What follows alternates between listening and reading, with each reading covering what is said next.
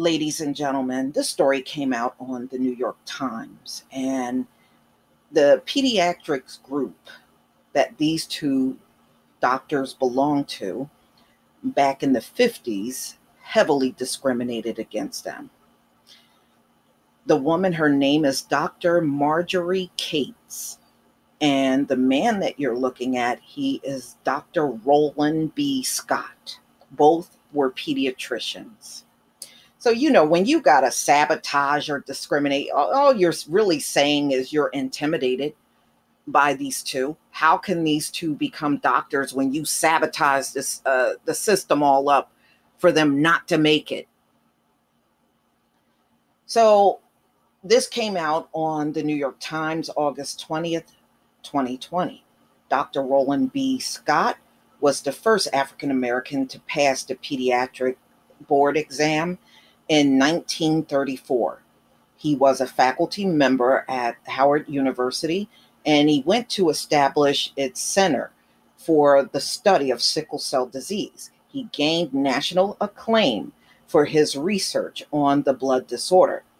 But when he applied for membership for the American Academy of Pediatrics, its one criteria for admissions was board certification. He was rejected multiple times, beginning in 1939.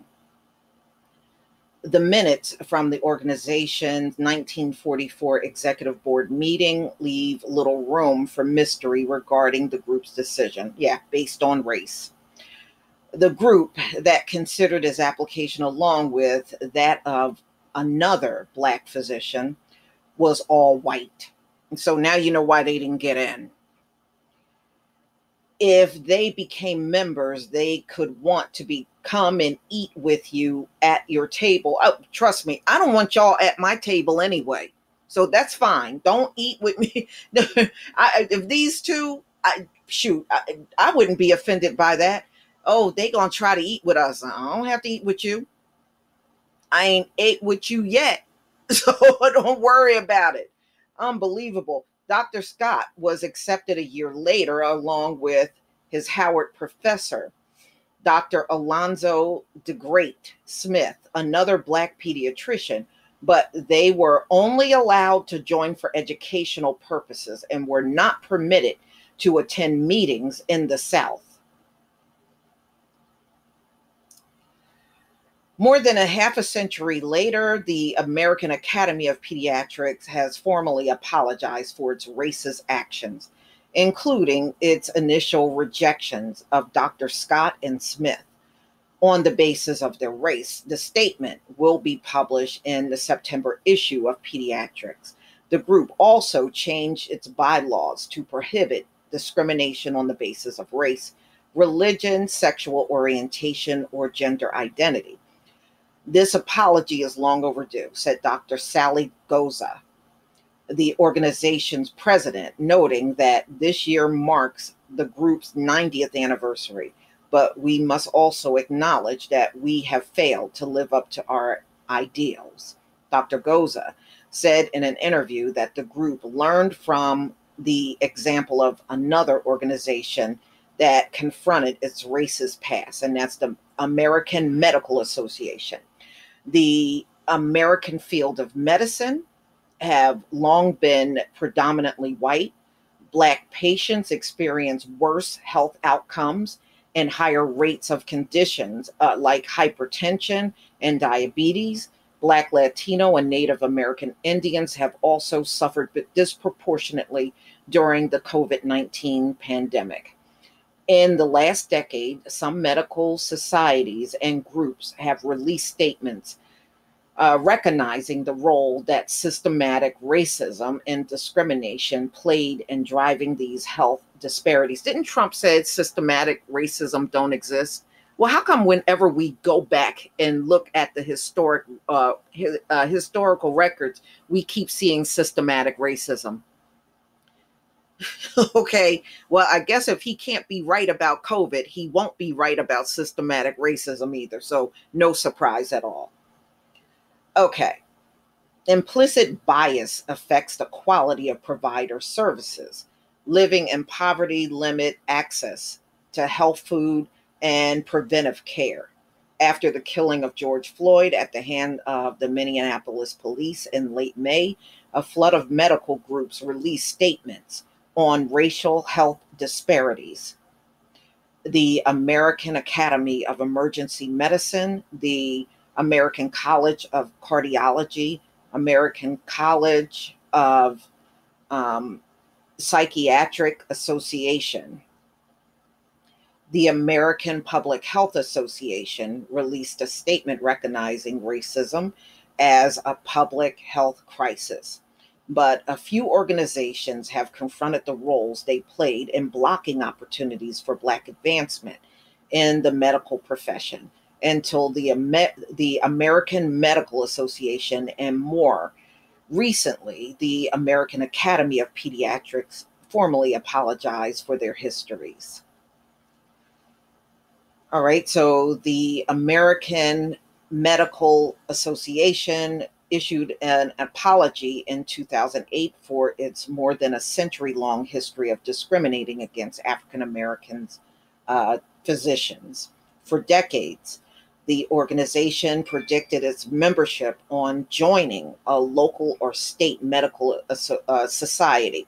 All right, so even when they let them join back then, they had so many limitations. To me, it wasn't even worth being in the association at all.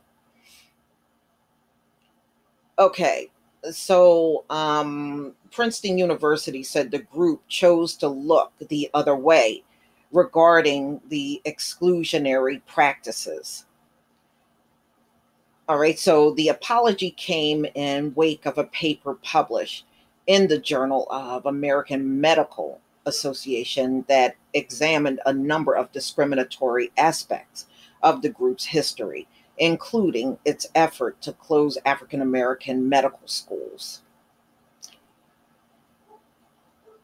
So, ladies and gentlemen, this is just a disgrace. But you know what? It's not a surprise because discriminatory practices have never stopped in the workplace at all. So the fact that it happened back, look, these folks became pediatrician during Jim Crow. Always keep that in mind. They had every obstacle thrown in their way, and they still managed to pass their board exams and become physicians. Never say we can't do anything. We can do plenty, and we know it. We know it.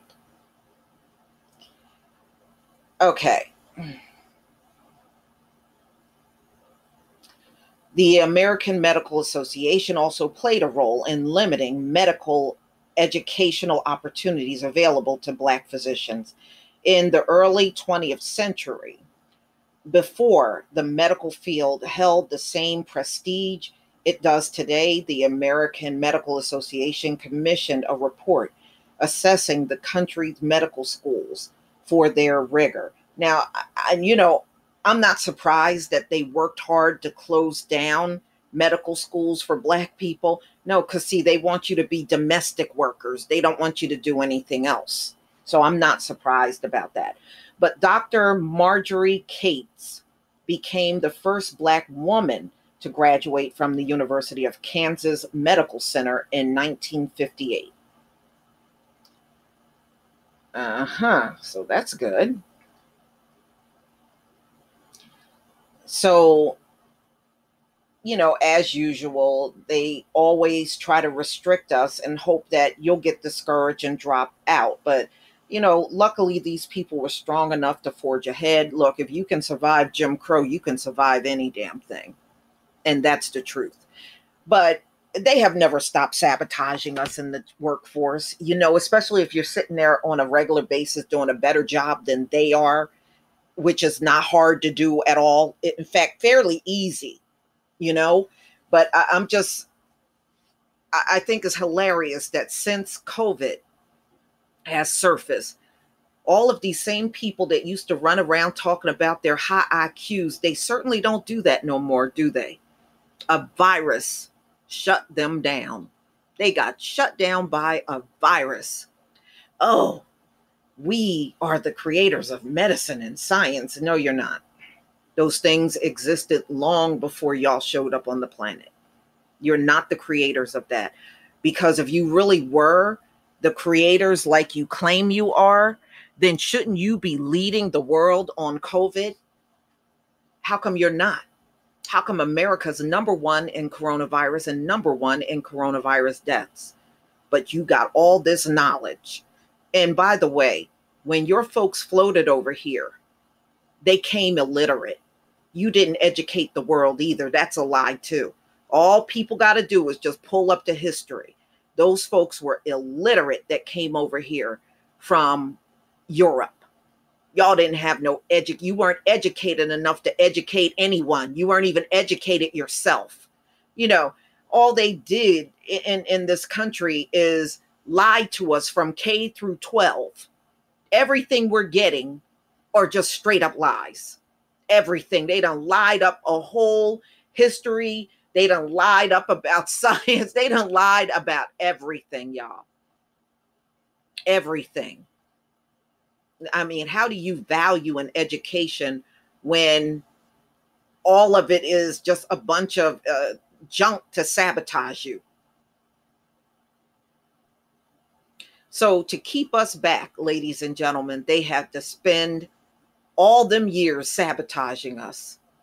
So if we were naturally not a smart people, then why go through all that trouble to sabotage us?